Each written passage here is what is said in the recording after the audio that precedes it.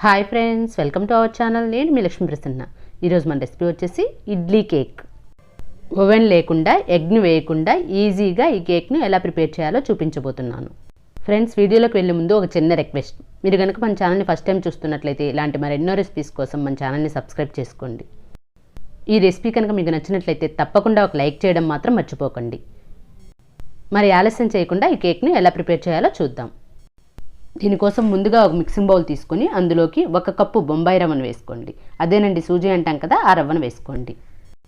ఇప్పుడు ఇందులోకి 1/2 cup fresh పెరుగును వేసుకోండి. ఇప్పుడు ఈ రవ్వ పెరుగు బాగా కలిసేటట్లు కలుపుకోండి. ఇలా కలుపుకున్న తర్వాత ఇప్పుడు ఇందులోకి 3/4 కప్పు పాలను వేసి కలుపుకోండి. ఎక్కడ ఉండలనేవి లేకుండా బాగా కలుపుకొని 10 నిమిషాలు పక్కన పెట్టుకోండి. ఇలా మనం 10 నిమిషాలు పక్కన పెట్టుకోవడం వల్ల మనకి రవ్వ బాగా నానుతుంది. చూడండి, 10 నిమిషాల తర్వాత మనకి రవ్వ బాగా నానింది. ఇప్పుడు మిక్సీ జార్ తీసుకొని ఈ మిక్స్ని ఇందులో వేసుకోండి. ఇప్పుడు ఇందులోకి 1/4 కప్పు మైదా పిండిని వేసుకోండి. అలాగే 1/2 కప్పు షుగర్ని వేసుకోండి. ఇప్పుడు ఇందులోనే 1/3 కప్ ఆయిల్ని వేసుకోండి.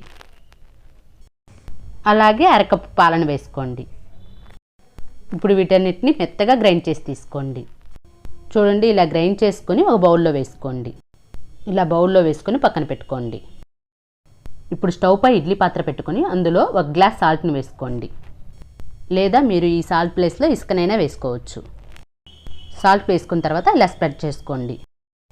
ఇప్పుడు స్టవ్ ఆన్ చేసి ప్రీ హీట్ చేసుకోండి. ఇప్పుడు ఈ మిక్స్ను బాగా కలుపుకోండి. ఇప్పుడు ఇందులోకి కొద్దిగా సాల్ట్ని వేసుకోండి. అలాగే 1 tea spoon baking powder, 1/2 tea spoon baking సోడాను వేసుకోండి. ఇప్పుడు ఇది బాగా కలుపుకోండి. ఒకే డైరెక్షన్లో కలుపుకోండి. చూడండి, నేను వీడియోలో చూపిస్తున్న విధంగా ఈ విధంగా కలుపుకోండి. ఇప్పుడు ఇందులోకి ఫ్లేవర్ కోసం 1 టీ స్పూన్ వెనీలా ఎసెన్స్ని వేసుకోండి. అలాగే 2 టేబుల్ స్పూన్ టూటీ ఫ్రూటీని వేసుకోండి.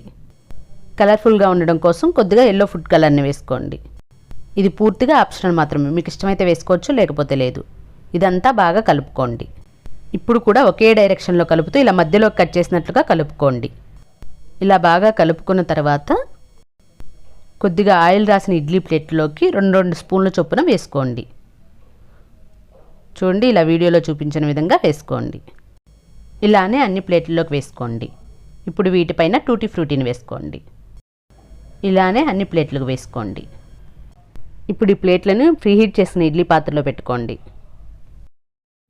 ఇలా అన్ని ప్లేట్లు పెట్టుకున్న తర్వాత దీనిపై మూత పెట్టి మంటను లో టు మీడియం ఫ్లేమ్లో పెట్టి 10 నుండి 15 నిమిషాలు కుక్ చేయండి.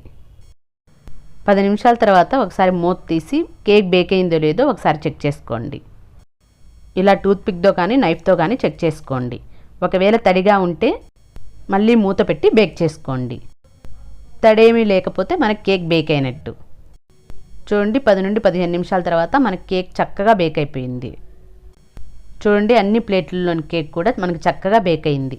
అడుగు ప్లేట్కి మనకి ఎక్కువ హీట్ వస్తుంది కాబట్టి ఇంకా ఎక్కువ బేక్ అయిపోయింది.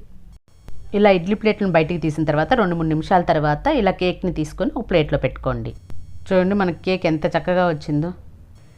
చూడండి, ఇలా అన్ని కేక్స్ని తీసి ప్లేట్లో పెట్టుకోండి. అంతేనండి, మనకి చాలా ఈజీగా ఇడ్లీ కేక్ రెడీ అయిపోయింది. మీరు కూడా ఈ రెసిపీని ట్రై చేసి ఎలా వచ్చిందో మీ ఫీడ్బ్యాక్ని కమెంట్ చేయండి. Thank you for watching.